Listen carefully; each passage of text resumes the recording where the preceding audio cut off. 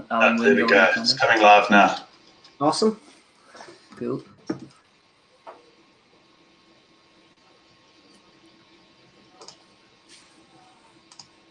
According to this, we're live. There we go. Just refresh there, Shane. Mm-hmm. Yeah, excellent. There we go. It's coming live now. Excellent. Excellent. It's pretty because here's the chat here, so at least I can see what's happening in the chat. Yeah. Hey guys, how's it going? It's going well. How you doing? How you doing? Good to be on board. How are you? It's I'm just looking forward to the World Cup. It's coming up soon, so I just thought I'd get hold of you guys to come chat about some Northern Hemisphere sides. Absolutely delighted to do it. Yeah, we've ourselves had been such a Southern Hemisphere mind frame over the last few kind of weeks and months that it's good to kind of switch back on to what's going on at our own front door, to be honest. So totally. This weekend will be good for that. A bit of England and Wales and a bit of Ireland and Italy. Less important, even though we're involved in that. Yeah. But England and Wales is always a big one, even in World Cup warm up mode. Oh, excellent, man! Excellent. So obviously, this is my first time I've ever done this. I've done some live shows before, but this is the first time I've ever hosted one. So you're going to have to bear with me just a little bit. It might be a bit of a learning curve. Yeah, same for us. I think I've got a chat screen on here so we can see if anyone wants to chat and things like that. Cool. Yeah, first things first, I was just wanted to look at England, see how their coaching's coming along, looking at how their Six Nations went. Those kind of questions. Then we can start looking at some players and can start looking at some individual positions. Okay. And there's a few things that I've picked up, especially in their game plan and things like that. But it'd be really nice to hear what you have to say, and then I'll give my 2 cents as well as part of it. Awesome. So, what are your general feelings towards England at the moment? I would say mixed mostly. There was some very good changes in terms of where they were in 2018. They were very poor in 2018 in a few areas. They fixed some problems. I mean, we had said last year that they were very porous through the middle. Yeah. They were like, remember when South Africa played them last year in Twickenham, and even though the Boks actually lost that game, I thought that Delindi was just running through the center of the field constantly. And I thought it was just a good game from Delindi, but then the Japanese fella the week after did the exact same thing with the exact same line. So there was a lot of weakness in the midfield, which is not something you'd associate with England. And then even 2018 as well, they had no 7. And Eddie Jones was in the media saying you don't need a 7. That's rugby from 10 years ago kind of thing. And now since then, in the last year, he's found 2 excellent 7s in Tom Curry and Sam Underhill.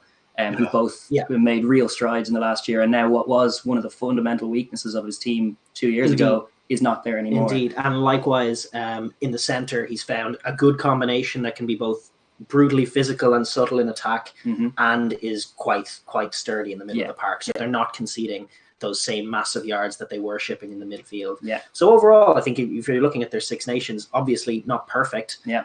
They had that horrific second half against Scotland. Yeah. And they were thoroughly outplayed by Wales. Yeah. And that's the last time we've seen them as well, is that rather shocking rattled performance against Scotland. So that it was strange to see people like Farrell very unsure of themselves as Finn Russell was just throwing pass after pass that were coming off, and they just seemed powerless to stop it. And there are still some bad habits like that. This England team tend to start with a helter-skelter pace. Eddie Jones does put together some really good set plays, but he tends to dunk them all in the first quarter and try them all. Like, he'll have a few things worked out of how to unpick their defence, but he'll throw them all at it. And a lot of times they come off and they can build a big lead. They did that against South Africa in the June Test series the other year as well. Blew them away for the first quarter and then kind of disappeared and didn't score for the next 60 minutes. And that's a bad habit that has recurred with them. They kind of go adrift in games and seem kind of powerless to wrestle momentum back when they lose it. So that's an issue for them as well. But overall, I think, the balance they struck in the centre of this Six Nations is their biggest growing point, because we were calling for people like Brad Barrett for years. I still can't understand what Ben Teo's doing there in that role. Their centres were very higgledy-piggledy, and they were still trying to play Farrell at 12 for a while. Yeah. So this Six Nations, they solved that problem, which is definitely good. And another point of improvement in the pack is that Mako Vunipola, who's their number one loose head by far, but his scrummaging game this season alone with Sarries has come on leaps and bounds. He used to be one of those kind of exciting props that you'd think is a barnstormer in the loose, but can get caught out at scrum time. This year he's been scrumming very aggressively, putting his strength to good use, exercising really good technique, and getting scrumming for penalties, which is something you associate with an England team that's going to a World Cup. They're going to want to try and scrum for penalties and try and kick corners or kick threes and build that scoreboard pressure. So a lot of things are going right. A lot of things are going right. You can't forget with England as well that even when you're talking critiques, it comes from a baseline of extreme physicality. The kind of physicality that blows away most other top tier teams. I mean, maybe one or two, maybe South Africa or the All Blacks can live with it. Ireland couldn't live with it in Dublin earlier in the year. When they hit their groove and they get a bit of momentum, their whole game really is about trying to generate loads of momentum. It's a bit more chaotic than, say, what Saracens do. It's a lot less structured, but it's just they put together those set plays, they dump them early in the game because it's about generating that momentum. The problem comes when they lose it.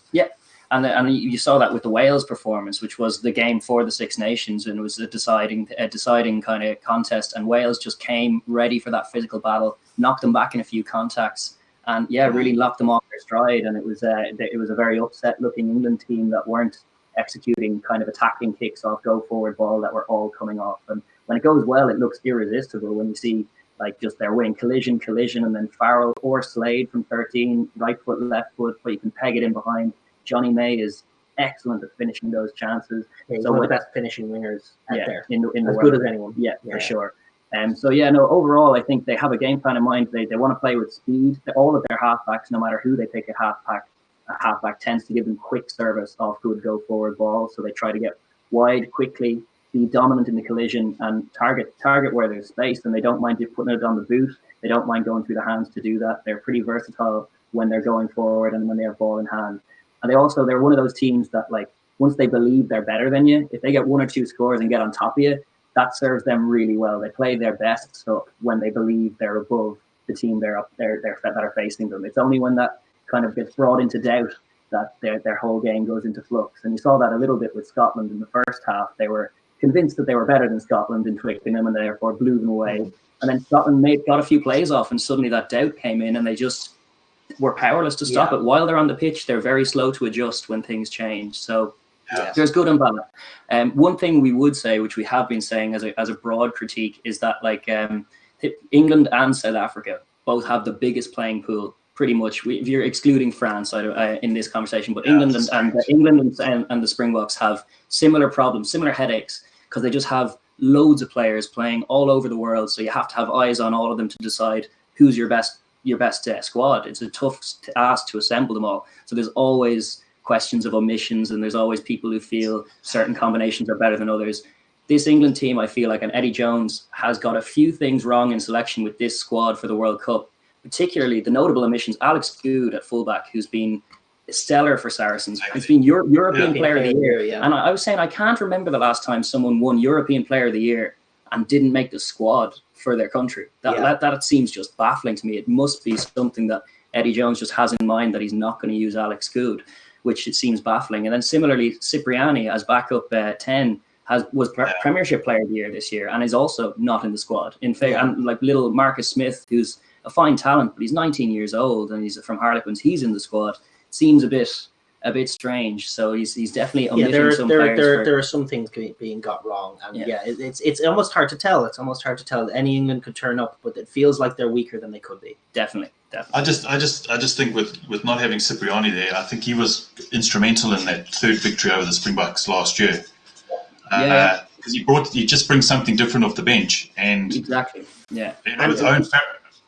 To have a real talent come in behind Owen Farrell, as opposed, like George Ford is a good player, but he's Owen Farrell without the vision and the long pass or the physicality. A bit smaller. He actually plays a very similar game to Bernard Foley. I think George Ford. He looks very similar even when he's running and shaping the pass, but he genuinely does. He reminds me of him a lot. But I'm also questioning, it's like, is Bernard Foley really your strongest option? And when you have Cipriani in great form for Gloucester all year, and he's just omitted for there's some parallels to the Quade Cooper situation. There is actually, to be honest, Cipriani, in a similar way, Cipriani looks a bit like Quade Cooper in terms of his omission from the Wallabies squad. Like it's obviously he's had a history that's been up and down, but I make the case that once a player like that, who's all razzle dazzle in his early 20s from 10, once they reach nearly 30, they've seen the pictures of what can go wrong when they try something out there and outlandish. So they tend to steer clear of that. So they just have a bit more kind of a record in the bank, an archive of things going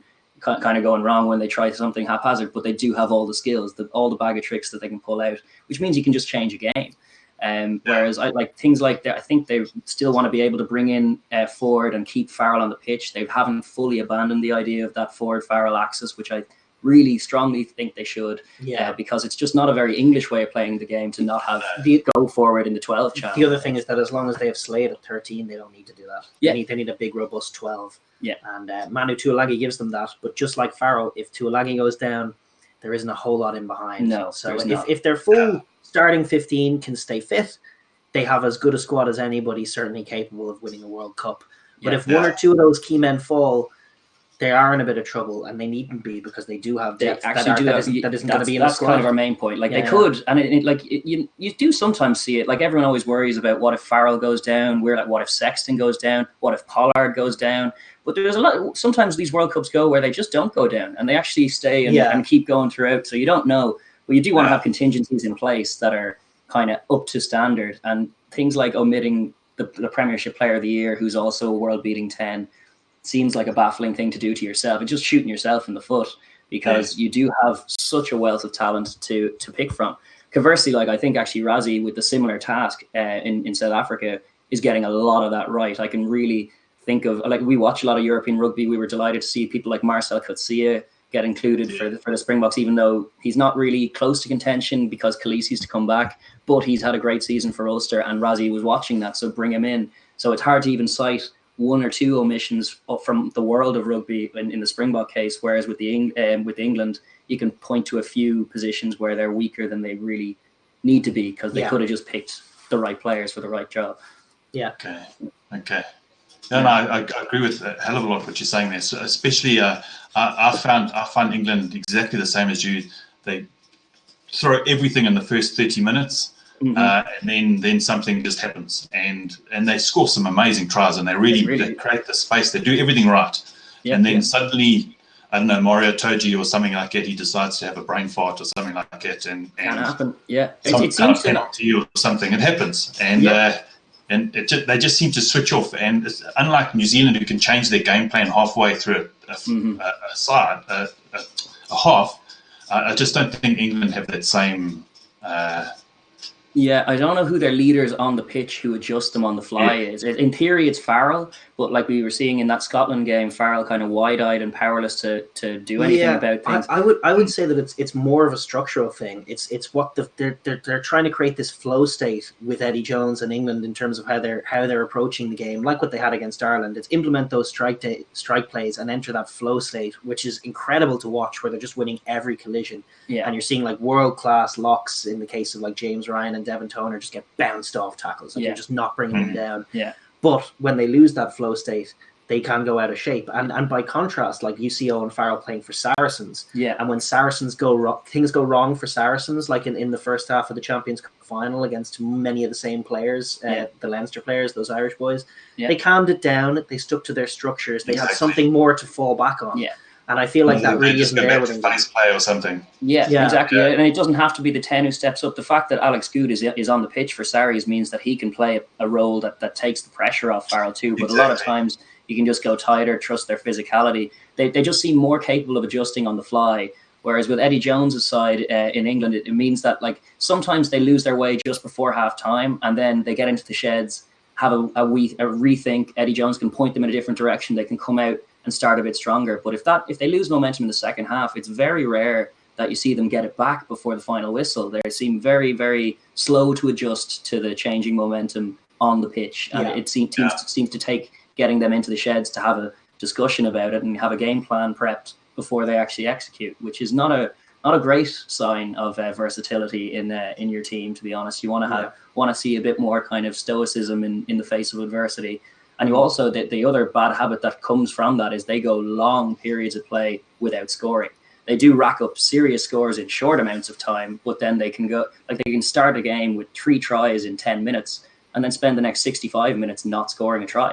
And that's what's cost them against Wales specifically over the last 2 years. The All Blacks last autumn. Last autumn as well. They were just about a score ahead or a score and a kick ahead, and then just stop scoring. And they seem content then to kind of play a bit of kick tennis and very slow game in the middle of the field, convinced that they're safe. And then a team like Wales or a team like the All Blacks have that capacity to just strike and snatch the game away from you, which is exactly what happened 4 years ago against Wales as well. They were in the lead, holding them at an arm's length, and then suddenly game over, you're out of your own World Cup. You know, it's not a good sign to be that kind of flat in the middle of a game. I think a good way to summarize it almost would be to say, like, they're very good when they're controlling the pace, and they're very good when they're playing quick footy, but actually they're not the best team at playing slow footy, which is strange for a big team with a great 10. And a big physical pack. You'd think they'd be more adept at 10-man rugby, but they're quite poor at it. Their box kicking and kicking in play tends to be quite loose. Their offensive kicking at high pace is great,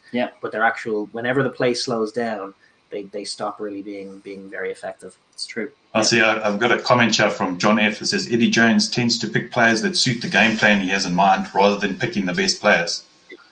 Yeah, I think that makes a hell of a lot of sense. It's true. There's definitely some truth to that. Yeah, I would still question the validity of that in the case of things like Alex Good, because I think he would service that game plan pretty well as a distributing option from 15. Also, generally speaking, I mean, whatever about a starting 15, you know, not bringing great players on your World Cup squad just lends itself. Like, what happens if the plan doesn't work? Yeah, it's all well and good to pick a good team that's going to fit into your plan on the day. Yeah. But having great players is a really great way to bail out a plan that isn't working. Yeah, things like the Cipriani factor. Yeah, if plan A fails, then to throw in a player like Cipriani who's looser, who can break the game up, is not a terrible call at all. And having too many bench spots occupied by like for like changes as well, where you bring one man off and another man comes on to do broadly the same role, if a little worse, because he wasn't starting, because he's just a lesser version of same. That happens a lot, and it just means that if you're behind, that substitute is very often not as effective.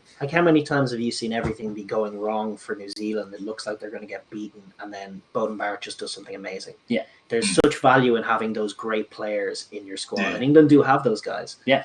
Playmakers. Yeah, England have a load of playmakers in the forwards and the backs, and that's the other thing is, like, even with the plan not going right, we saw for a couple of years when Billy Vunipola was injured from 8, he is a fulcrum for them, because a lot of their back play is built off that dominant forward play, and that is only effective if you're getting your hands free and getting offloads away, and he is one of the best exponents of that in the world. So he will bounce off one or two players and still get the hands free, so there's no ruck.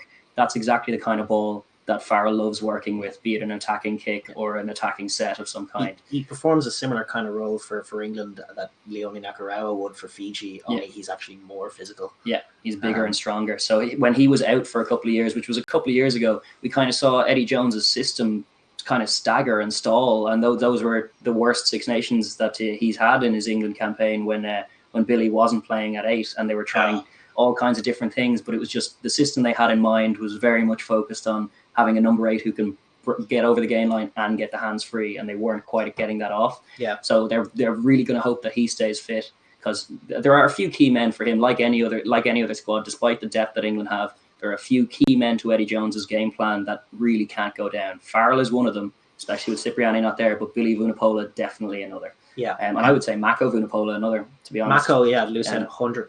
Yeah, they have. They have the depth. No, well, they don't have the replacements for those guys. No, they have depth in other positions, but they don't have a Mako equivalent to come on at loose head. They don't have a Billy equivalent to come on at number 8, and they don't have anyone like Farrell at 10. No, exactly. So the same is true for a lot of teams. Yeah. You know, it's a part of the game is managing those guys and making sure they're right when the tournament comes around. Yeah, for sure. Like I'd say, like the Springboks have a lot of depth at 2, but if Malcolm Marks goes down, that's a real loss to the team, you know. Like, no one who's going to be getting those steals. Bongi's, it's not quite Bongi's game. Scott Brits is a little older. Like, you're going to lose something there, even though they're very fine players in behind him, which is the same with England in those certain positions. Like, Farrell goes down. Yes, they have George Ford, who's experienced. They have little Marcus Smith, but you're going to lose a lot with Farrell going off, obviously. There's a big drop off. Yeah, and then not all New Zealand that have so many number 10s. Yes, indeed. Yeah. You can just pick up the phone and call someone who's out fishing or something and cracking a beer and like, come on to the World Cup final next week. That may yet happen for some team, but I don't know. But yeah, no, the one area that I think as well they can't afford to lose the combination they found in the centres. That one that we were highlighting, Tuilagi and Slade are excellent. Yeah. Tuilagi gives you that hard nose from 12 that they were lacking for so long. And then Slade gives you a left foot from 13, which is so valuable because this is a side that loves attacking kicks as much as they do and territory, but it's also a footballer, a distributor who's quite big and a capable defender. Very natural passer of a football. Yeah, the balance is great with them. And especially if Tuilagi goes down, that upsets everything that's going on in their back line. I can't see it functioning with the same kind of fluidity if someone like Ben Teo. Yeah, the only like-for-like Manu Tuilagi equivalent they have in the squad is Ben Teo, who is a significant drop-off. And then outside of that, you would have Pierce Francis, who's played 10. He's more of a distributor and other guys along those lines as well. Well, they've left out 2 Saracens potential bolters in that in Brad Barrett, the club captain, who's been awesome, but he seems to be not in the World Cup picture. But also Nick Tompkins was another guy behind him. Who was Lozowski, really. Lozowski is from 13 as well, but there are a few players there who could potentially come in, but they're not in the picture at the moment, seemingly. Which is always the question mark. I don't understand. Ben Teo seems to be there to be a like-for-like replacement for Manu. And Manu Tuilagi could bring a lot of leadership.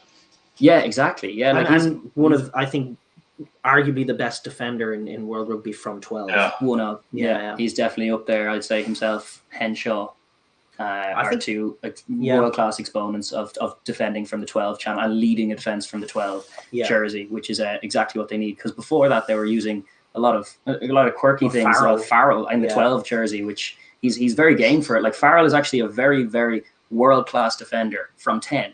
When he wraps his arms, wraps his arms, that's the one key. He has a bad habit of not doing that. But when you put him in 12, he's not a 12. He's a very physical, very game guy, and he's going to get stuck in, but he's going to lose more of those contacts. Like if he's up against the likes of the Springboks and you send Delindy down his channel, he's just going to lose that battle all day long because of physics. Like Delaney's a big hardy boy who's running at pace. He's not going to be able to stop him. So that option they kind of moved away from, and he's actually shored up. Like that whole midfield is very, very tough to break down now with Farrell, Tuilagi and Slade outside it. They have the right balance of pace and power and good leaders in there of the defensive line. So I expect them to be tricky to break down all the time. You'll need to be trying to do some clever things to get around them. But it's more about wrestling control away from England and kind of upsetting what their flow is, and that's the best way to kind of derail them, seemingly. 100%. Yeah. Should we maybe we'll go through the positions and we'll just work from 1 to 15. Awesome. Maybe some of them are fairly similar. So I've got it over here. Yeah. Let's start with everyone's favorite position in the world, loose head. Loose head. Yeah. Well, the incumbent and the starter and their best player, Mako Vunipola, phenomenal player in the loose and always was, has some Billy Vunipola-esque qualities without the same pace, but he can carry, he can break tackles, and he can offload. But in the last year, as you said earlier on, his scrummaging has gone to another level. Yeah. He has a great angle on him, is just insanely strong. Yeah. And it's just something he hadn't worked on before and now has, and is one of the hardest guys to deal with. It's gone from his sole weakness, and one of the things that you would think that it would be a question mark in picking him, to one of his greatest strengths this year. He was scrumming for penalties. He was monstering some really good scrums in the Champions Cup, all through the group stages as well. Been very impressive and shored up in the Six Nations as well. Yeah. He's definitely come on leaps and bounds. So he is their number one, no doubt about it. In behind him, there's a bit more of an arm wrestle going on. I had thought it might have been Ellis Genge from Leicester, who's a useful player, but if we're being honest, probably a rung below test level. Yeah. And what they've done to rectify that is bring Joe Marler, who had retired earlier in the year. Yes. Joe Marler of the famous hair, but he is a capable scrummager. Definitely. Is going to come in, and I think will likely take the 17 jersey. Yeah, seems so. There's a reason behind bringing him back in, and to be fair, Joe Marler has done a great job for England over the last few years, so it makes sense that he has one more World Cup in him. But those seem to be the 1 and 2, and we don't know how many they're going to ultimately bring. We have, obviously he has a 42-man squad that's going to have to be whittled down, and there are 6 props in it, so cover for both sides.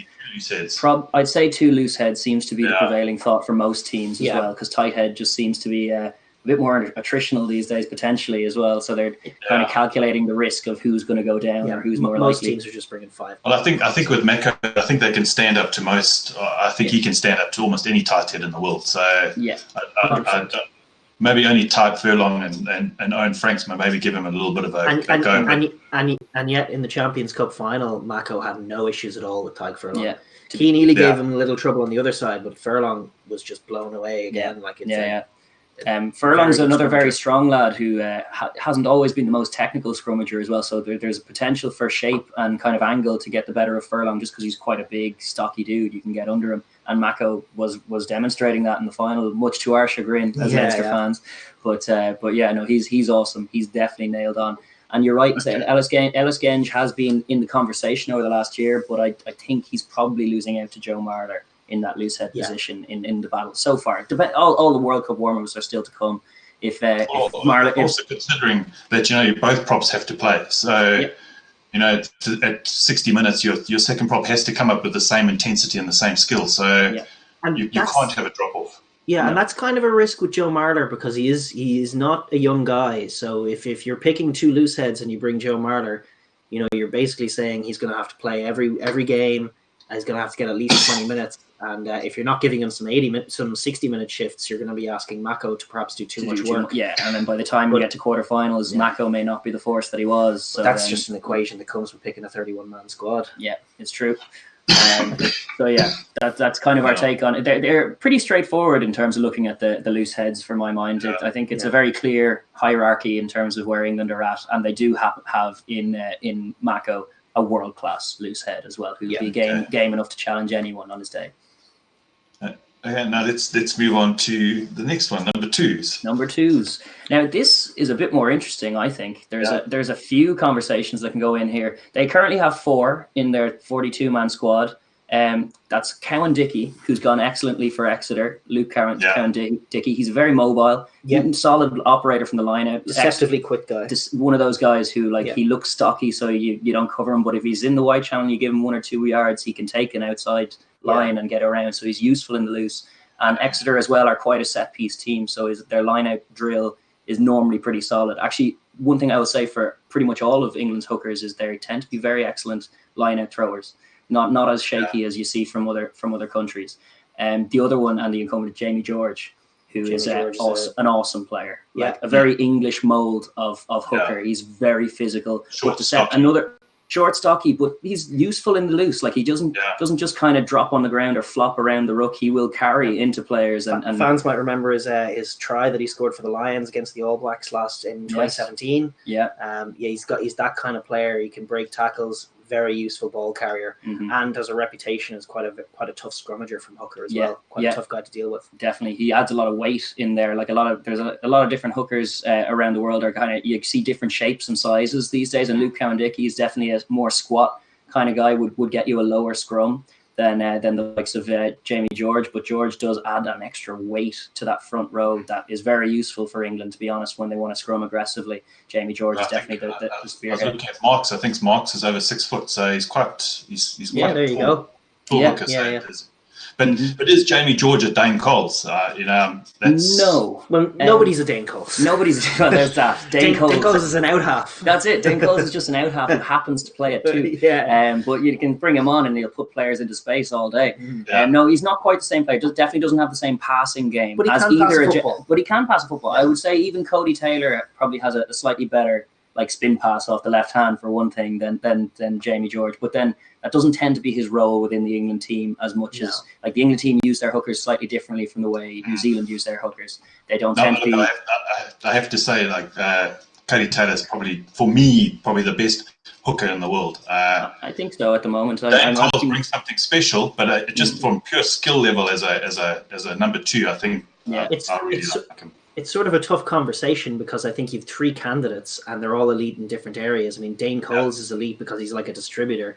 Cody Taylor has probably the most all-around skill set, the best all-around skill set. And then I think Malcolm Marks as a breakdown, he's almost up there with Pocock in his breakdown prevalence. This is true. So, I mean, it's different tools for different shapes. It's almost hard to say who's the best of them. Definitely. But definitely some interesting pictures, and I think Jamie George is one of those guys who's definitely quietly in the background of that conversation. He's solid all over, seems to have a good temperament on his head, and it solved one of their key problems from the last cycle, which is Dylan Hartley. Dylan Hartley was their captain and is brings a lot of the same physicality, but he gives away so many penalties. He has a disciplinary record that is horrendous, and it was just a a kind of a prevailing problem in that England team as well. And to be honest, it's one that's not fixed. We haven't actually fully mentioned their disciplinary record, which goes out the window sometimes. But definitely, he is a more level head at 2 and brings much more. Seemingly, basically does more of the same of what Dylan Hartley did, but does it a bit better and a bit calmer. And I definitely think he is the number one guy at the moment, with Luke Cowan-Dickey to come off the bench to break things up a little bit, which is a good option. The other 2 lads in there are Jack Singleton from Worcester and Tom Dunn from Bath, who are both fine players. I definitely think that in the pecking order, they're just behind. They have to have big performances in this World Cup warm up to really. I suspect they'll bring 3, and I suspect Dunn. They'll bring 3. Tom Dunn will. Tom Dunn will come as third reserve, but he's not going to get any. Save for injury, he's not going to get any rugby against the big sides. No, France and Argentina, it will be Jamie George and Cowan-Dickey. Yeah, I'm pretty solid and pretty confident in saying that. I don't think that's going to change over the course of the next 4 games either. I think that seems to be Eddie Jones's plan. Yeah. It's been pretty. That's actually been one of the areas of pretty good consistency since they decided to get Hartley out of there. They've kind of landed on Jamie George and Cowan-Dickey in behind him, and it's good. It's elite, to be honest. It gives them good flexibility up from 2. I think John just asked in the comments here, says, is 31 players instead of 34, is it a way of leveling the playing field at the Rugby World Cup? Yeah, I think so. Yeah. Yeah, it's fair. I think it's a fair number. It causes some headaches for some of the bigger teams, but you don't need 40 players in the World Cup squad, and it would be unfair to some of the smaller sides. At the end of the day, you've only 23 men on a rugby pitch, so I think it's a fair number. Definitely, it does pose interesting questions as well in this time of year. It was like, who's going to miss out, and why? Like, it adds value to players like utility backs, people who can play multiple positions, become innately more valuable come World Cup time and stuff. So I think it is a good headache, and it is definitely there to do exactly that, level the playing field a little bit, and kind of mean that you can't just be picking 115 one week and another 15 another to play the 2 tier 2 teams in your group or something, because that is just a bit unfair and a bit ridiculous. So this makes it a bit more of a game challenge. Who has the best 31 man squad in the world, which is what the World Cup is asking. So now we move on to the tight heads. I've always said, everyone says you have to have a really good 10 to win a World Cup, and I honestly believe you need a really good 10 and a number 3. It's just you're just going to give away penalty after penalty after penalty. You have to have a world-class tight head. There are so many great loose heads in the game right now who attack a scrum. We just mentioned one in Mako Vunipola. Cian Healy is another. Stephen Kitsoff and Tendai Mtuira for South Africa are 2 more. So you need a tight head who can lock down a scrum big time. Absolutely. And to be fair to England's option, Kyle Sinclair, who is their incumbent, we have our issues with him, mostly surrounded by discipline, but he can lock down a scrum. He's a very good scrum. He's one of those guys deceptively strong as well, which is why England tend to favour, if they're in doubt at all between who's to pick, they normally err on the side of who's the stronger. And that's where Sinclair comes in, and he is very strong in the scrum, but it's in the loose where around 60 minutes into his performance where the head kind of goes. That's where we worry for him, because I actually really like mist. Yes, the red mist does descend. You see it happen, and you see it happen actually like around 5 minutes before he gives away the crucial penalty. Actually, there was a great little sequence when they played Wales earlier in the year where Alan Wynne-Jones was noticeably winding up Kyle Sinclair, grabbing him by the jersey. Predictably, a couple of minutes later, he gave away some crucial penalties. Exactly. Like Alan Wynne knows exactly what he's doing in that circumstance, which is just good gamesmanship. But that is a concern with Sinclair. They need to be, if they're going with him, which it seems he is the plan, they do have a very, very capable, solid tight head, more of a traditional tight head even, in Harry Williams, the Exeter man off the bench who they've been going with, who is a really strong scrummager himself, quite a big guy, big hairy fella, and probably a bit less dynamic in the loose as Sinclair, but a bit more of a level head, and certainly has no issues at scrum time, because that's a big strength for that Exeter team in the Premiership is their set piece, and he's a fulcrum in that. So they actually have 2 very, very good tight heads, we feel. In that they own at scrummaging, and to be fair to Harry Williams, he can come on and tighten things up. He's a good carrier. He makes his tackles. He's a traditional tight head, but he's not physically deficient in any way. No. He's kind of the more traditional kind of in the way he plays the game, but has that modern athleticism that you see now in the 3 jersey, where he's not just kind of trundling up and falling flat in his face without even gaining any yards. He will get stuck into a few carries. Will do his fundamentals very well. Will lift properly at the line out and all this. So he's a tidy operator to bring on should the Kyle Sinclair red mist descend, which it may do. You need to be able to make that call, haul him off, and replace him. Yeah, but the third tight head they're going to be bringing is Dan Cole. He's going to be definitely third choice in behind those two firmly. While he does have a lot of experience, he is an example of one of those old school tight heads. His scrummaging is gotten, to be honest, a little rockier than it used to be, and the game is sort of passing him by. He doesn't have a lot of strings to his bow. He's not a dynamic carrier. He's not an offloader. He's certainly not like the Ty Furlong mold of crazy dynamic loose forwarded from the tight head position. But he's more of a traditional scrummaging oriented one. But Darry, you're right in saying his scrummaging's got a bit less steady, so that's why he's firmly third choice. I would go far enough to say that if either of those guys goes down, if either Sinclair or Williams goes down, that they're in a spot of bother backing Dan Cole to even hold a scrum for 20 minutes against a really good scrummaging outfit. You never know. France and their group could attack their scrum. Definitely but will attack their scrum. If it's the starters, if it's Mako, George, and Sinclair, that's a front row that can scrummage, and they may go so far as to attack the French scrum, and they'll definitely dominate the Argentinian scrum. 100% actually, because watching the Argentinian scrum get pulverized by the Aussies last week does not give me confidence that they'll be able to live with what England have to bring in that area. So they've got serious problems at 1 and 3. They do. Yeah.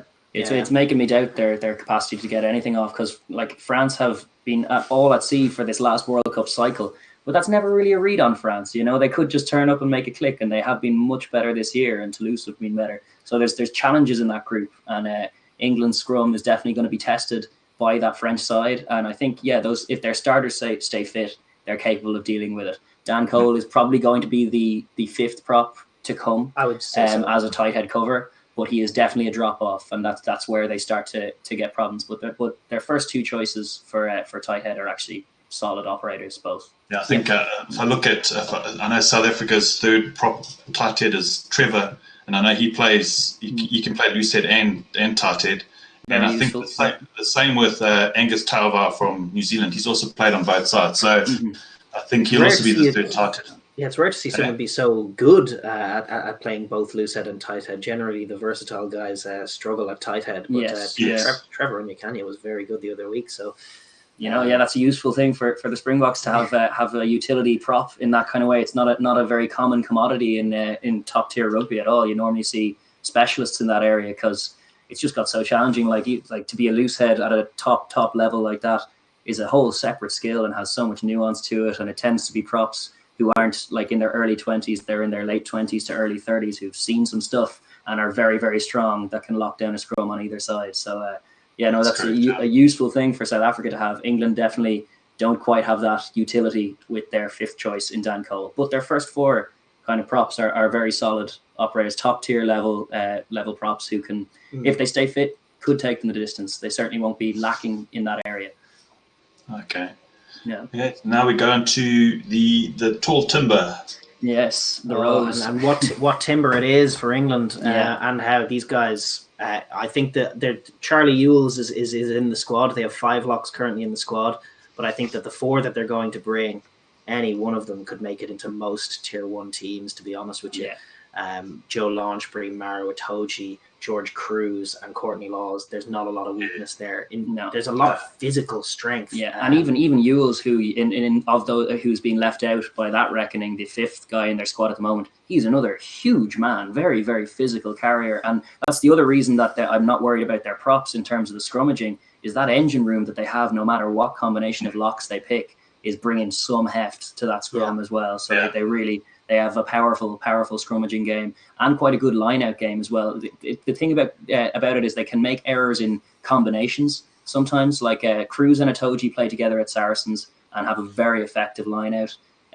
It's a bit less proven when they pick, like sometimes they've gone Cruz and Launchbury. I think they did that for Itoje got injured towards the tail end. So it was Cruz and Courtney Laws who started in the game against Wales. And they didn't have it all their own way as that particular pairing. I remember that was a good game for Alan Wynne-Jones and actually Corey Hill as well. And in Wales, they kind of got the upper hand on 2 very capable players. So that mix didn't really work. And they actually then changed it up to George Cruz and Launchbury in the Scotland game, which worked a little better, to be fair. Like, it seemed to have a bit more balance, but that's one of those, that was a contingency with Itoje out, whereas I think in those rows, as stellar as all four of them are, Itoje's the first name on the team sheet when all are fit. I agree. I watch Itoje play, and you always see his hand somewhere. He plays that, what the ref doesn't see, is his law. So you see the hand holding the ball, slowing it down just a little bit. I think that's smart play.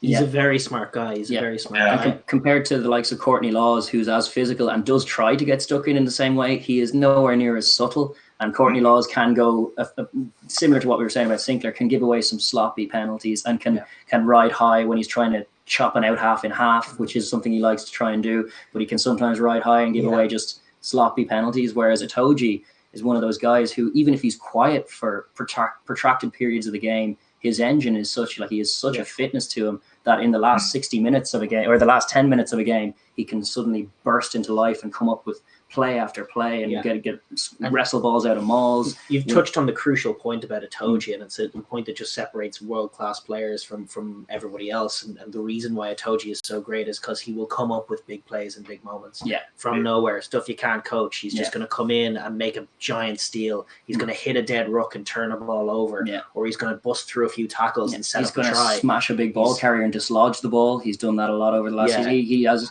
literally every play in the book. He has them, and he can pull them out at times when other players are going absent or getting tired and the game's breaking up. That's when you want Itoje on the pitch for sure. He can make stuff happen for that England team. And then who pairs him is just kind of a matter of different tools for different purposes, to be honest. Like, all four options that they probably are going to bring, Cruz, Launchbury and Laws, they bring different things. But I think it's George Cruz at the moment. Preferably. I think that's the incumbent selection, and George Cruz, big reputation for the engine room as well, and it's just a little less likely to get bullied than the other two and to get beaten, because while the English locks are great, there are a lot of great locks going around at the moment. True. You don't need to tell South Africa, Springboks are swimming in locks. The All Blacks, Ireland, Wales. I mean, there's a lot of great locks going around the world right now. Definitely. So I think they're most likely to not be physically matched if they go for that Cruz, Itoje, Saracens combo, which is what they should be airing on after the season Saris have had, that forward dominance they were showing, trusting those guys who have that little bit of telepathy. And Cruz is kind of one of those guys. He's a bit more quiet, less showy in his role than the likes of a Courtney Laws would be. But he does his job very, very well, makes his tackles, and then frees Itoje up to make some of those game-winning plays. There's a nice combination they have there, and they have a good read on each other because they play their club footy together as well. So I would be trusting that, and then probably Launchbury I would have just behind that. Although, if you want, Launchbury is there if Cruz goes down. I think Launchbury's straight in to replace him. But Laws is one who's useful from the bench because he's very, very physical and can come on. So they have, and he can play blindside as well. Exactly, yeah. So he may be the bench man, but it may be a case of if one of Itoje or Cruz goes down, then Launchbury's straight in, even though he wasn't on the bench, straight in to take the starting role, because he's just a bit more of a fundamentals kind of lock. And it means that if he comes in off the bench, he doesn't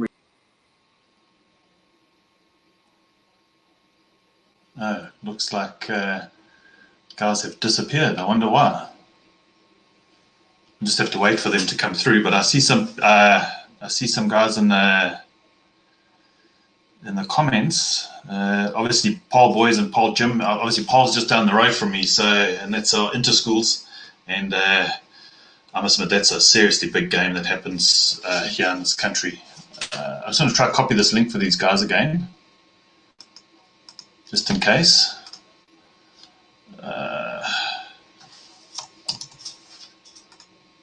don't know what happened there.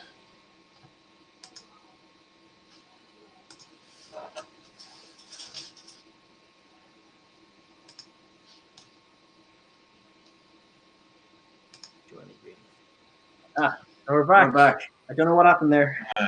Sorry about that. We just seemed to drop out of the stream for a moment, but we're back. Okay. Yeah, it's okay. They were just talking. Somebody in the comments was talking. No, we've lost you there now.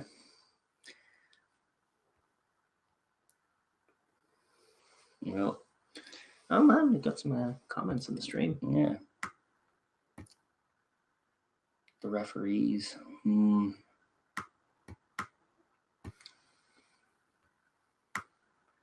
Are we still live now? We probably are. No idea. Try and run the stream.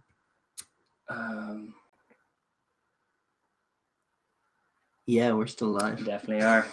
Hello. We're just waiting on Don. Okay, we've probably addressed a few of these comments. I see John F is asking about the referees, which broadly happy. Are you happy with the referees from the World Cup? Yeah, it's a good question. Some I am and some I haven't. I'm still vexed by Poit's Am I right in saying, I'm just trying to remember them. Am I right in saying Matteo was left out? Yes, Matteo was left out, and that seems a bit harsh, to be honest, especially because there's no Italian representatives now in the reffing contingent. So yeah, there were a few too many French for my liking, if I can recall. I can't quite remember the list, but that's a bit racist. Well, no, it was specifically Poit, who I have all kinds of problems with. Yeah. I think a better question is who you think is going to get the final, and I think the answer to that is Wayne Barnes, short of England being in the final. Yeah. And I think it is his time. He's probably due to retire before the next World Cup anyway. So yeah. Hello, welcome back. Okay. Yeah, I don't know. I don't think I'm on the live stream just yet. You're probably a little behind. Yeah, the live stream seems to be just a little bit behind what we're seeing here, but we're just addressing one of the questions. Then okay, what were we talking about? It's the first time I've used this service. Yeah, the first time I've used this service. Yeah, no, sure, it's the same with us. So there'll be some growing pains, as we said, and a few little hiccups, but yeah, we'll try and get through it. Well, we were discussing locks, I believe. Yeah. Yes, we were. Yeah. Well, yeah. To be honest, I think that sums it. What we have said sums it up. It's going to be a Itoje and Cruz, and again, that whole tight five. Not a lot of weakness there. The only major weakness that you'd be talking about is the capacity of some of those blokes to give away penalties. Yes, but that's a collective thing more than a positional thing with England. That's more of a trend. When things go wrong, collectively they all get very ill disciplined. So that's what they're trying to avoid. But generally, they're quite strong in the second row department. And to be honest, a few people have to go down before they get any weaker. Really, barring Itoje being world class as he is, if he goes down, obviously that upsets things. But they can pick combinations of all four of those guys, and even Ewell's behind, who's probably not going to make the plane as it stands. If he has to come and join them while they're over there, they're not getting a whole hell of a lot weaker for that. They're very strong in the second row department. Certainly stronger than either of their group stage opponents. Rivals. Yeah, either be it France or Argentina. I think they have a lot more to offer from the row than both of those guys. And the tight five in general. Yeah, that's it. If they're to win, if they're to top their group as they're probably expected to, what you're thinking of England looking at the trends over the last few years in that group, they're favourites to top it.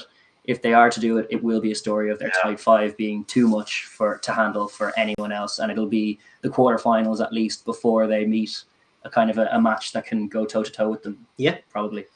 Yeah. So with that, I suppose we will pivot on to the back row where there's a lot of headaches. Yeah, I must admit, I always get confused between open side and blind side. You know, we seem to operate differently here in South Africa to the rest of the world. So yes, yeah, it's a curious one. I think. Correct me if I'm wrong, but I think what you guys do in South Africa is you have a flanker who scrummages on the left side of the scrum and a flanker who scrummages on the right side of the scrum. As opposed to what everyone else does is that they switch it depending on which is the open side and which is the blind side. Yeah. So the blind side being the side closer to the touchline. Yeah. So typically with us, the number 6 would be the blind side flanker, who's kind of covering mainly has a bit more heft and a bit more of a ball carrying role and can scrummage from the blind. But then your 7 is a flyer who can challenge the 10, pressure the opposition 10, get stuck into breakdowns a la Pocock. That kind of role of the bits and pieces man around the breakdown, that's tends to be the number 7. Generally speaking, the 7 is the player who's going to be fetching at the breakdown, slowing up opposition ball. Mm-hmm. And in fact, in South Africa, while Peter Steff plays 7, he actually operates a bit more as a 6. And likewise, the likes of Francois Lowe would be a 7 in European standards anyway. Yeah. And similarly, actually, Khaleesi is just an all-over bits and pieces man. He can get stuck into the 7 role and get scrappy at the breakdown, but is also excellent in the wide channels, good at getting his hands on the ball and getting his hands free and getting through contact. So they have a lot of utility to what the South Africans are doing at the back row. But you're right in saying that philosophically, it's a slight difference between certainly what the European and Northern Hemisphere sides would traditionally line up as a back row, and England are actually no different. They were different for a few years while Eddie Jones was, as we were saying that there's no need for sevens anymore. Open side is dead. That's rugby from 10 years ago. But then after getting schooled by Scotland in that one game where Barkley just kept stealing every bit of ball that was coming his way, and they were powerless to stop it. They've since, as we were saying at the start of this, found 2 excellent sevens. So even though it's not numerical order, I'm going to start with 7 because Tom Curry and Sam Underhill are both world-class, very elite at that role we just described, getting stuck in at the breakdown, getting in the face of the opposition 10, and just making life a nuisance and slowing up opposition ball. That's what they have there. And the incumbent is Tom Curry because Sam Underhill was injured. But prior to Tom Curry's emergence, it was Sam Underhill. So we don't actually fully know who's first choice. They could go at either, and I think a lot of that will depend on form. They're very similar players. Yeah. Tom Curry's a bit bigger. Sam Underhill is probably slightly better jackler. Yes. And yeah, both very, very skilled. Both what we would call natural open sides in Europe live for stealing ball in defence. And be it in a maul or a breakdown, they're going to get stuck in, try and get their hands on the ball, make it messy, slow, steal it if they can, get a penalty if they can, and all the while fly up in the face of the number 10 off line-out ball, off scrum ball, off just a ruck ball as well. Is going to be trying to put a hit in on the opposition number 10 as well. They are like for like substitute, and they are the 2 incumbent number 7s, and I don't think that's going to change at all. So I think those 2 are definitely on the plane and going to cover that open side. Yeah. In terms of blind sides, I think the obvious choice, the incumbent is Mark Wilson. Mm-hmm. He does his job without being exceptional. He carries well, he tackles well. He doesn't put too many feet wrong without being someone like Itoje, for example, who's going to make an amazing play. Yeah. He's just going to do his job, and a reasonable guy to have in there. But they're probably a little less than elite. It's less focused on the 6. The 6 is your bits and pieces man in this setup because they have Billy at 8, obviously, and he is their number 8 and go-to fulcrum in the back row to make stuff happen. So Mark Wilson is one who's just going to do his job solidly, not going to weaken your pack at all. Probably not going to be the guilty party if penalties start coming as well. He's quite a calm operator, and I actually like him quite a lot. So that leaves question marks as to who's the other guy there. They obviously do have Brad Shields in the squad as well, who they managed to recruit from New Zealand the last season. So he's been in there plying his trade with Wasps, and he's an option to kind of give them a bit more just a bit more ball playing option for in the wide channels. But I actually think just philosophically, he kind of goes against what this team tried to do. And sometimes when they've named him there, it just hasn't gelled very well for Brad Shields in an England jersey at all, from what I can gather. I don't think so either. No, well, they use their 6s in a much different way. Like Brad Shields is such a classic Kiwi of a player. Like he likes to be where Kieran Reid was 4 years ago, out near the tram lines, kind of linking up with people or tucking his shoulder and carrying into a centre or a winger's soft shoulder rather than being right around the ruck and picking and jamming. It's not really his game, whereas that is England's game. So Wilson's one who's going to put the head down and get them some hard go forward a bit more. I think we've touched on their full back row. Mark Wilson. I think we don't know who they're going to go for, Curry or Underhill, but one of them, and then whoever's not picked of them, I think is at 20 on the bench as well. It's going to be either Curry or Underhill on the bench too. And then Billy, who we've talked about already, is just a phenomenal number 8. Yeah, he's like a given. Yeah. He's a nailed on starter. Behind them, there is a curious decision to be made. Brad Shields, I think, will be left out ultimately. Yeah.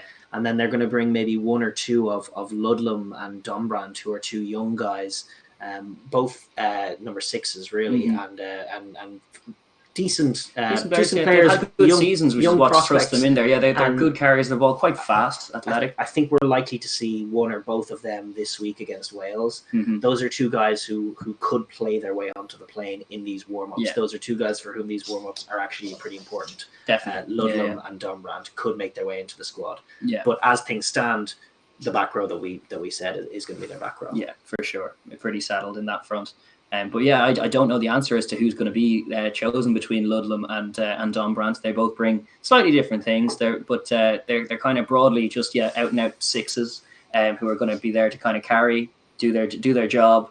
But yeah, I think they're definitely going to be behind Wilson in the reckoning, certainly as it stands, but probably come the World Cup as well, barring some exceptional displays in these warm-ups from either of them. So it's really up to them to kind of grab the jersey. But the one person we're kind of convinced won't be going is Brad Shields. I'd be very surprised if I would be surprised, because I think it's just been a bit of a failed experiment. He seems to be at odds with how England play the game from the back row, and that's more so than him being a bad player or anything. It's just that he doesn't fit into what England try to do. As you said, the game plan, and he's pretty rigid on what he wants done from certain positions, and I just don't see room for Brad Shields on the plane. No. But that being said, that back row, if Billy Vunipola stays fit, because they still have two elite options at 7.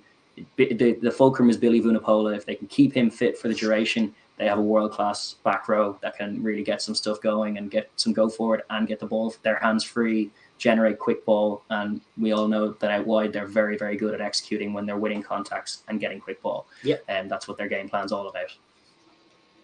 Okay. Yeah. Well, it looks like we've done the forwards now. That's the forward. That's the pack. That's an England World Cup pack that we've kind of outlined. And it's not a bad one. Not too many weaknesses there. Not really.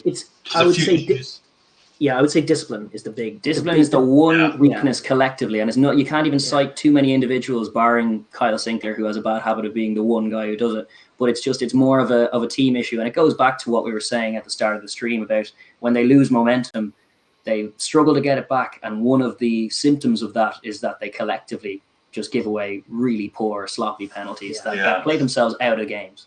And that's the only weakness that you could see in this pack, because player for player and man for man, they can go toe-to-toe with anyone. And if they all stay fit, they could still win the World Cup.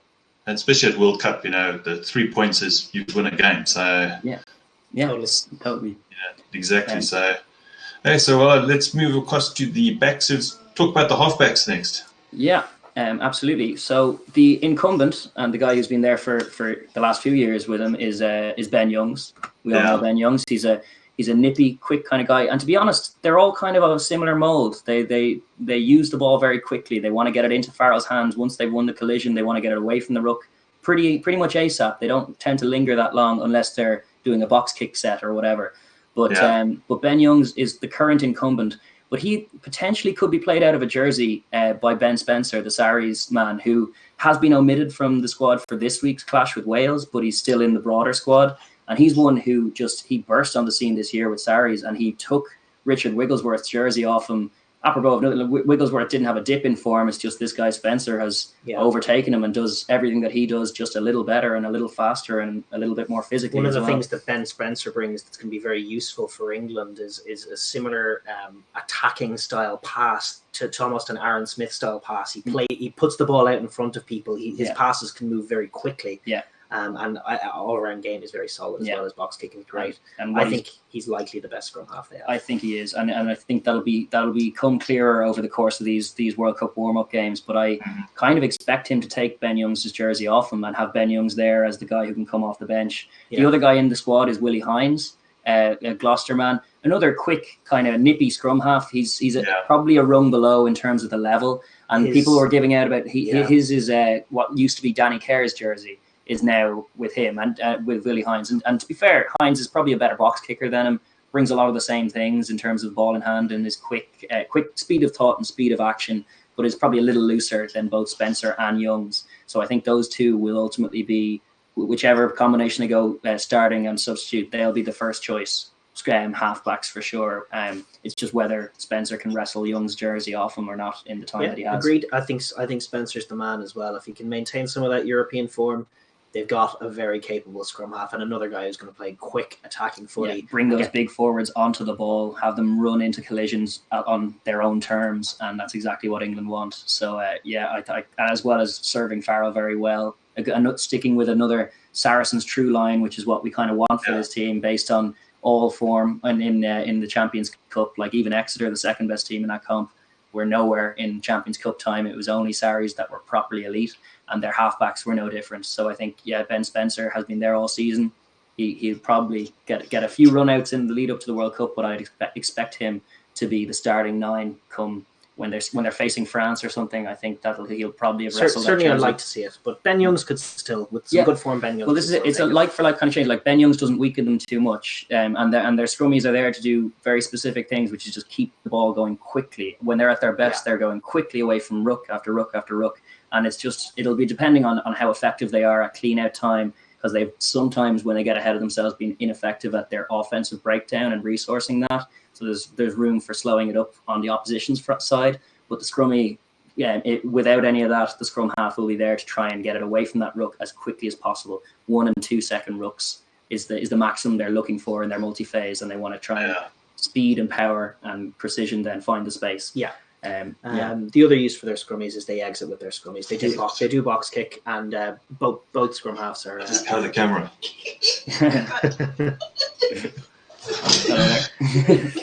Look away. And, they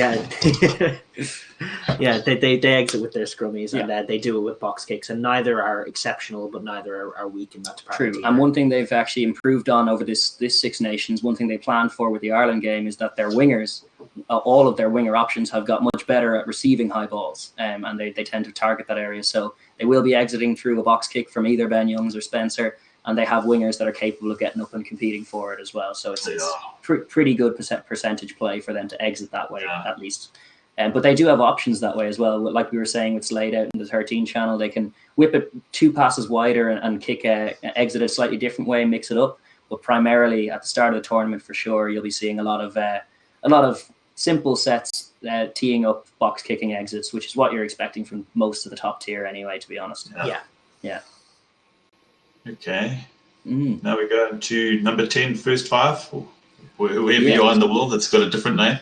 Yes, we be out half or fly half, I suppose. But first five works. First 5 makes sense too. Sure, we watch enough Kiwi commentary on things to be calling them one way or another. But the incumbent and the only man for the job is Owen Farrell, and he is vital to their chances. Absolutely vital, because as we were talking about earlier, Cipriani's not in the squad, seemingly not in the picture, despite having a Premiership Player of the Year performance this year on the season as a whole. So behind him, it's George Ford, who it has been for the last few years. As you were saying, a similar-ish player to Bernard Foley, quite a drop-off in standard compared to what Owen Farrell brings. The other guy they have in the squad is Marcus Smith, who has impressed this year. He's had a breakthrough season. He's only 19 years old. He was playing junior rugby not a year ago. Like he's a real talent. But it's probably one World Cup cycle too soon for him, barring injury, to be thrust into there. And so Owen Farrell is definitely their man from 10. The thing that people don't quite get about Owen Farrell, because a lot of people really hate his guts, which I get. A lot of people can't stand to look at him, but he's very, very good. He's an extremely good rugby player. It's that wonderful combination that he has with ball in hand of raw skill set with his long passes. His passes are crisp and perfect almost all the time, and exceptional judgment. And he has those two down to a pat when it comes to attacking rugby. So he knows what pass to pick, and he can execute it, whether that's a long skip pass to a winger or just a short one to Jamie George or dropping it on the toe and attacking kick for Johnny May, which they got loads of dividends out from in the first 3 games of the Six Nations as well. He's very, very flexible and just brings that calm. When he's playing from 10, he does dictate things very, very well, very nicely. He does like go forward, same as any other 10. He prefers when the pack's going forward rather than going backwards. But he's still not someone you'd worry about if there's kind of parity or just a few plays being got off on either side. He could be a difference if they come across the likes of an Australia or even the likes of an Argentina. If they're getting a few passages of play where there's parity going on in the pack, Owen Farrell can be the guy to kick corners, recognise that they need to be playing a bit more territory. His judgment is one of his greatest strengths, as well as being quite a physical unit from the 10 jersey comparatively. Certainly when you lose him and you have either George Ford or Marcus Smith on the pitch, you're losing a lot of just heft in terms of the physicality, be it for either carrying or for tackling.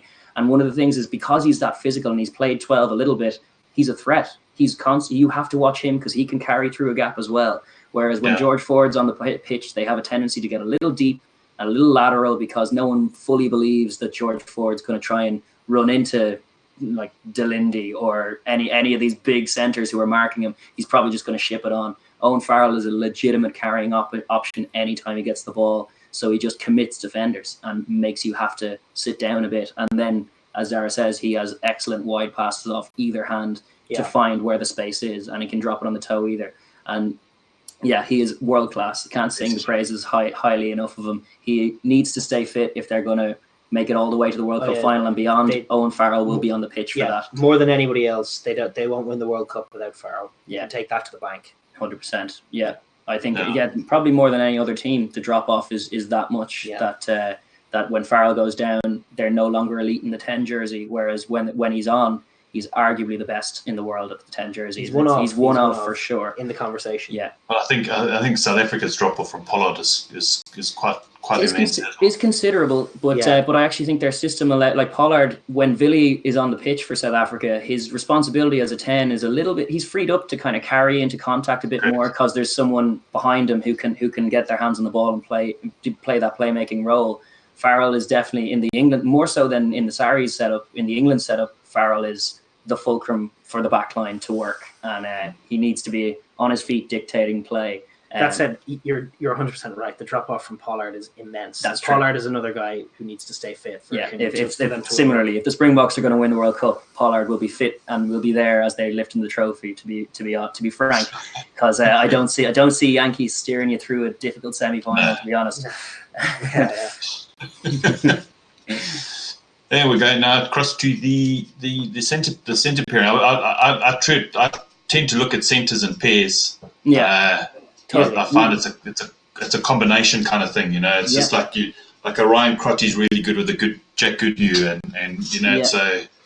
Yeah, totally. It's a definitely combination. You can do different things with different jerseys depending on who's inside or outside them. Yeah. And I think we touched on it at the start of the stream is that England have found a real groove with Tuolangi and Slade, and it's difficult to see that being dislodged at all. Yeah.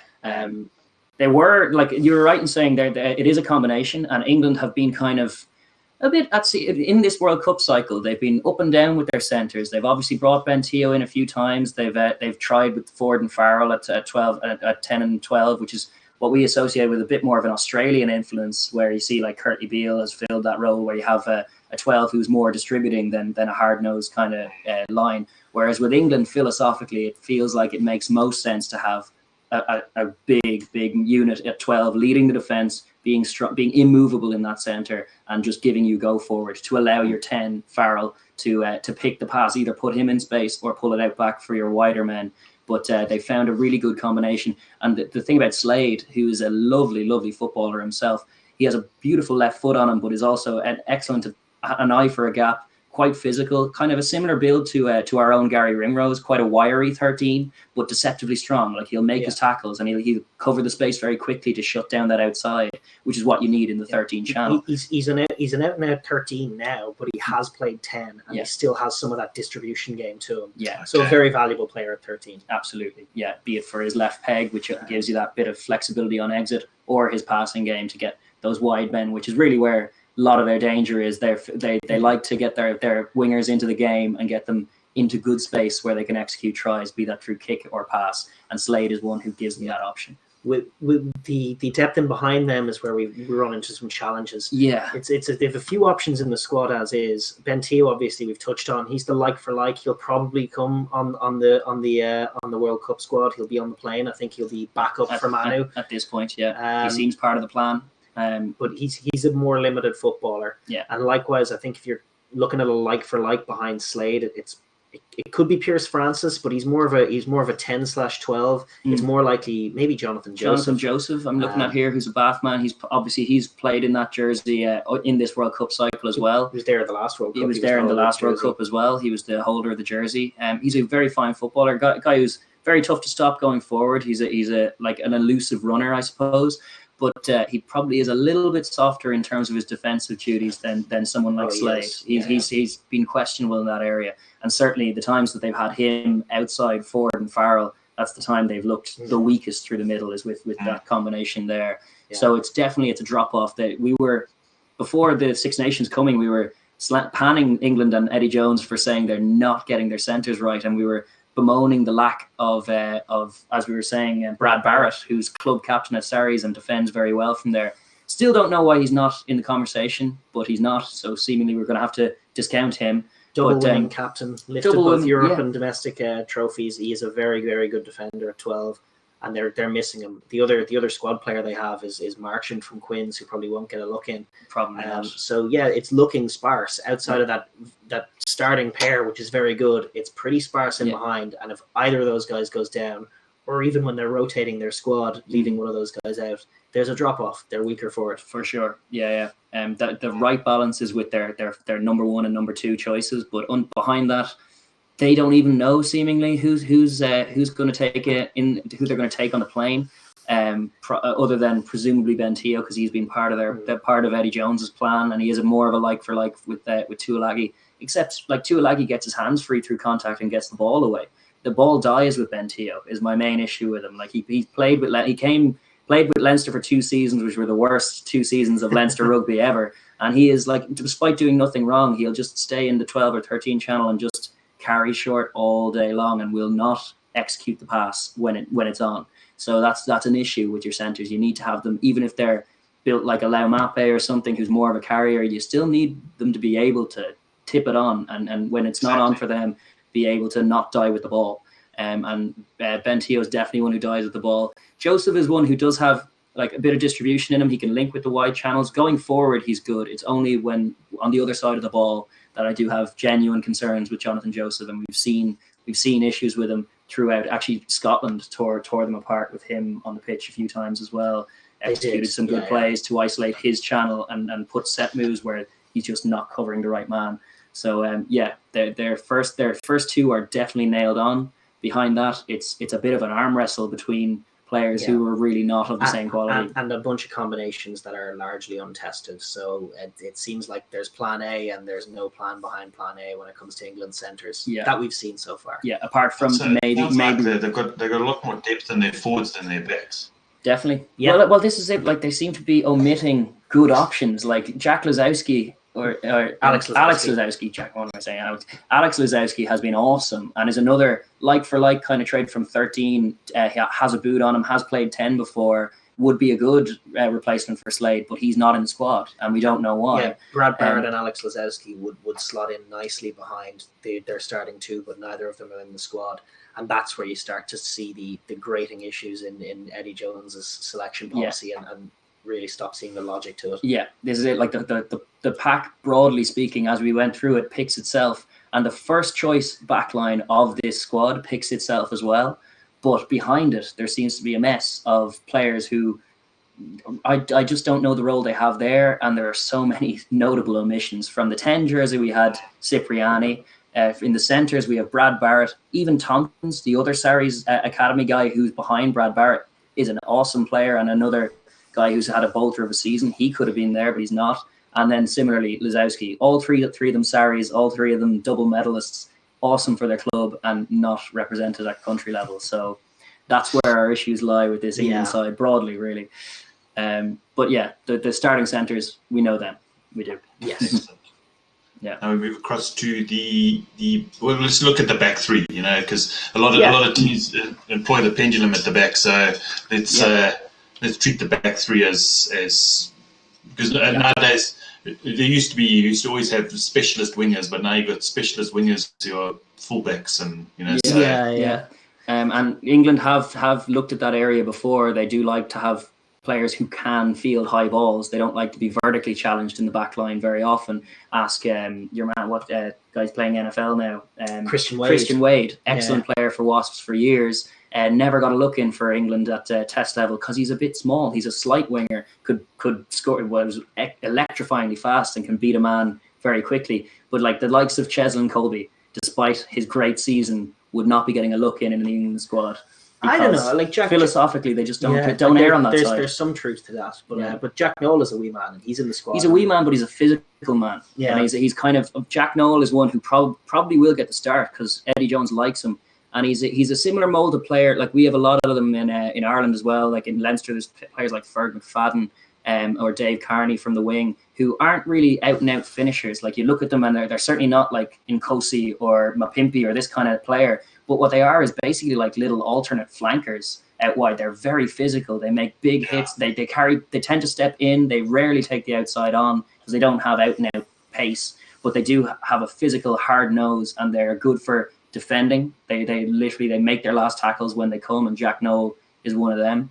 But they're also very reliable under the high ball. Tend to err on the side of just a cautious guy who'll not put a foot wrong, but maybe won't do anything exceptionally right either. And Jack Noel is kind of that guy in their combination, and I think he probably will get the nod on the left wing, on the right wing. Sorry, where the left wing is where they have their killer, and that is Johnny May, and he has been a fulcrum in that side, and he links very well with Farrell, has a good telepathy with him in terms of kick passes and just finisher. Yeah, he is an awesome finisher, and he's improved immeasurably under the high ball this season, because it seems like they focused on that for the Ireland game, the first game of the Six Nations. They knew that Ireland were going to exit exclusively through Conor Murray box kicks, so they made sure that Johnny May was as comfortable as hell, and he won every single one of those that day. Yeah. And he's improved a lot in that area. Not to mention scoring tries too. He's one of those great wingers. There are many of them in the game. Your Rico Ioannis, who you're just confident if you give him the chance, if you put him in space, he'll finish the try. Yeah. Whatever kind of try it is, he's just going to finish the try. And those guys are a dime a dozen. It's great to get one of them in. One of them in. Yeah. And I'm sure for Ireland it's Jacob Stockdale, but for England it's Johnny May on the left wing. So he's their first name on the team sheet in the back three anyway, for certain. There's a few more question marks at fullback. Like, obviously we've been saying it all stream long. The lack of an Alex Good in this team is baffling. He's the best player in Europe this year. He should be there. He adds a lot to what Farrell does, takes a lot of pressure off and plays a distributing role, but he's not. So the incumbent is actually Elliot Daly from the last few rounds of the Six Nations. And Elliot Daly is a lion. He scored a few great tries. He went on that tour to New Zealand. He's a solid player, but he's not the most physical. And he's sometimes found lacking in a high ball sometimes as well. He can go a little absent. Yeah, he's good without being great. He does a lot of things pretty well. He's a decent passer of a ball, decent kicker of a ball. Mm-hmm. Gels well with the way England attack, the little kicks in behind. He can both give and receive them. He has another excellent left boot as well, so he's another left footer in that back line. Crucially, is a long range goal kicking option. Yes, which they like as well. Yeah, as you were saying, the 3-pointers become very important in knockout rugby. And he's one who can pop them over from nearly 60 yards. Yeah. So that's useful and can do him well to get himself on the team sheet. But the other fullbacks they have in there are Mike Brown, who has been there for years and he's still there. I don't understand why he's there and Alex Good isn't, but Mike Brown's in the squad. I can't imagine he'll be going to the World Cup. He will. But he might. Oh, he will. I think so. And then they have Anthony Watson as well, who's played fullback before. But to be honest, I find him quite loose as a fullback. I think he's more of a winger, and he's sometimes been found wanting under the high ball. Sure, actually in Grand Slam year for Ireland in 2018, he was the guy fumbling it over their own line under pressure from Rob Kearney for Gary Ringrose to get the try. He's just a little bit looser at all the bits and pieces that you want your fullback to be doing. But they sometimes do like to have him there because he's quick, and he is quick. So I think it's going to be Elliot Daly, nailed on starter at fullback, and I actually think in behind him they might actually move Jack Noel to fullback. They've done that before sometimes, and I think behind him you'll see Mike Brown, and I think that'll be their squad. But I just wanted to give a shout out. They have 3 other wingers in the squad. Rory McConaughey at the moment for Bath is a very exciting youngster, very quick. Yeah, he seems to be the guy that they might throw in there as a potential bolter. Yeah. But the other 2 potential bolters, like, I have a dream of them starting on the wing, maybe not over Johnny May, but one of them starting on the right wing. Joe Kokonasiga from Bath is a giant Fijian, and like every Fijian winger you ever saw, what a tough prospect he is to defend against. Impossible to defend. He can drop himself and kind of bundle himself through contact because he's big and strong, but he also will get his hands free. He'll carry the ball in one hand like a tennis ball up and down the ring or up and down the wing. And he scores a lot of tries for them. He's got a few hit-outs in the England jersey in the last little while. Insanely exciting player, and matched only in excitement by Ollie Thorley, who's the other bolter from Gloucester, who not a lot of guys will be aware of, but he burst onto the scene at around Christmas time. And if you want to enjoy yourself for a little bit of an afternoon, you can look up some of the tries he scored on YouTube.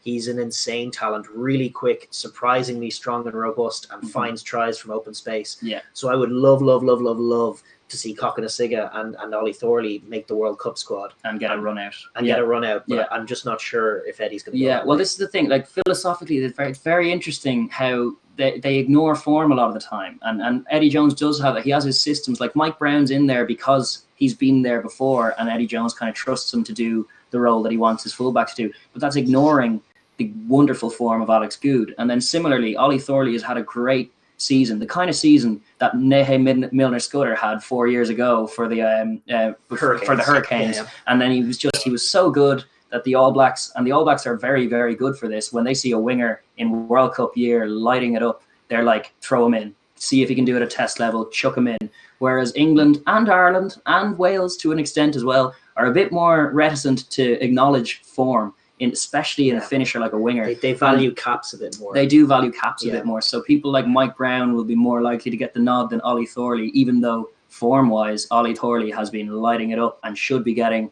a chance to prove himself and get himself on the plane, which we may see over these fixtures coming up. I'd love to see it. I mean, you're doing yourself a treat watching those guys play. They're some of the most exciting outside backs in Europe. Yeah. That's Cokanasiga and Ollie Thorley. Cokanasiga is a little more likely to make the plane. He has some test experience. Yeah. Thorley is less likely, but he's one to watch for the future. He may be the star of the 2023 World Cup. Yeah, for sure. Yeah, because he's only a wee baby yet. He's young. So yeah, there's time for him yet.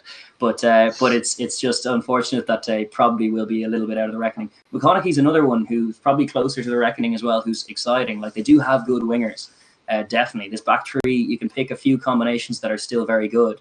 The only bit of chagrin that I have is that Alex Goode is omitted, as I've said over and over. You take the best fullback in Europe out of any side, and obviously they're going to be weaker for it. Exactly. That's true of England. So that's really broadly with where we're at with the England backline, is just barring a few questionable selection calls. From the squad they have there, the backline does pick itself. The form backline is Ben Youngs, Owen Farrell.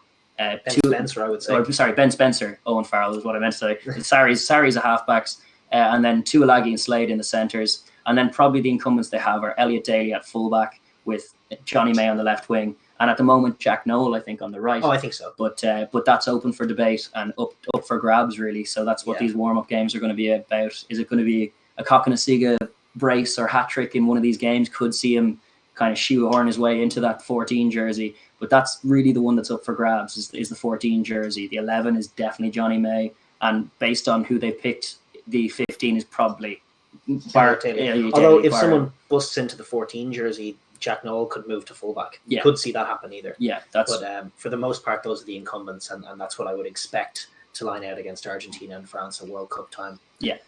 Okay, so look, I don't think I want to really go over 90 minutes, yeah? Oh, yeah, is that where we've been at? Yeah, we've been going on and on, but sure, that's you, Ludin. let's ask the really, really difficult questions now. So, do you think obviously England any team who wins the World Cup, they've got to get through New Zealand. That's just a given. Where do you think England? Do you think they have a chance of winning it, or where do you honestly feel that they're actually going to make it this Rugby World Cup? I think they have a chance of winning it. I think there are 5 teams with a legitimate chance of winning it. I think they're Ireland, England, Wales, South Africa, and New Zealand. Yeah. Obviously, that's not in order. No, but those are the 5 true contenders that we kind of see as more than likely going to win. But if I'm honest, I would put England at the bottom of that list. And I think they've just got one too many things wrong with their selection. They just have one too many issues with discipline. We've seen them fold in games too often. Yeah, they still haven't solved the problem of going 50, 60 minutes in a game without scoring. Yeah, and they don't have a lot of depth in their backline. So in terms of the way that the World Cup pans out, it's going to be interesting because obviously I would favour them to top their group, but that's not guaranteed. You never know what France or Argentina could do. But I would favour them to top that group. And then I don't know what's going to happen in the next group that they're playing against. I feel like Wales are going to top it, but we don't know if we're going to be looking at Fiji in the quarterfinal or even Georgia. Can you imagine? Stranger things have happened, and that particular group is chaotic. With the Wallabies not in their best trend of form, then it seems likely that Wales will top that. But they're having 2 hitouts against England and 2 hitouts against Ireland, who are very slow physical teams. And then what they're going to face in the World Cup is the Wallabies and Fiji, who play a completely different game. So you never know. The most likely outcome, the bookies' outcome, is that for me, England are going to top their group, knock off whoever comes runner-up in the Australian-Wales group, and then lose a semi-final. Yeah, that I think. And the semi-final is about where they're at. Probably be against possibly South Africa or the I'm not actually sure the way the draw works out. But not sure on that side of it, but I feel like a semi-final is about where they deserve to be, because I think they are capable of picking a better squad than they have picked. The squad that they have picked here, same as any England squad, is definitely capable of winning the World Cup. If everyone stays fit, that first team is as good as any, really. But like you're saying, one or too many errors in judgment and in selection will probably be their undoing, is what I suspect with this England side. I don't expect them to go the whole way. No. And that's honest. That's not just Irish bias. I agree with you 100%. You know, I was looking at them, and they look more like a semi-final side than a final side. I just had that feeling. I just thought Wales in the Six Nations was incredible. I just thought they just know how to grind out a game. They really do. Yeah, well, that was an example of them losing to a world-class side in Wales and another contender for the World Cup. But it was that Scotland performance that has made me kind of resolute in my feeling that no, they don't have enough control and gamesmanship to really, and savvy to get to navigate a World Cup campaign, which is 7 games, which is a lot to be winning without losing. And they were all. No team's won the World Cup by losing a game in their pool stages. So you have to win 7 games. Yeah. There you go. That's history's shown. And now it nearly happened with France. France were the only ones to nearly get there. France lost 2 games. They lost to Tonga and they lost to New Zealand, and then they made a World Cup final and lost by a point. Crazy. So it can happen. Crazier things have happened, but it does seem a bridge possibly too far for this England team. I don't think it'll be anywhere near as bad as their last showing at the last World Cup, which will be kind of benefit, which will be good, but it could scarcely be worse. Than failing to qualify from your own World Cup. But which we probably should throw in there. That was fun. That is a bit of Irish bias coming now. It was fun to see them flounder last time round. I think they'll be more capable this time, but ultimately will fall short. Yes. Yeah. Yeah. So I think we'll wrap it up there. Awesome. So if people want to get come view your channel, I will put down the links down below tomorrow morning. I'll put down the links to your channel down below. Mm-hmm. But if people want to get hold of you, how would they get hold of you? Well, I think the easiest way, obviously, youtube.com/Overlap Rugby podcast is where we're at on YouTube. And then if you want to talk to us or message us or let us know anything, we're up on Twitter @Overlap Rugby. Yeah, and email as well as overlaprugby@gmail. Overlaprugbypodcast@gmail.com is for contact. Yeah. Well, thanks a lot, guys, for actually taking the time out to actually discuss it, because I actually learned a hell of a lot about England today. Yeah, I'm hope so. Glad to do it. It was a lot of fun. For our first ever live stream. Same as 1 or 2 hiccups here and there, but we got through it. And we'll be delighted to do it again. If you want us to talk Wales or talk Ireland, we're happy. To do that. We're happy to do it. I'd be very, very keen to do Wales, Ireland, and France. Yeah. Awesome. Yeah, we can do that. I'd love to do it. Yeah. Excellent. For sure. Hey guys, I'm gonna end the stream now. All right. Thanks. See you, Don. See you. Thanks. Take care.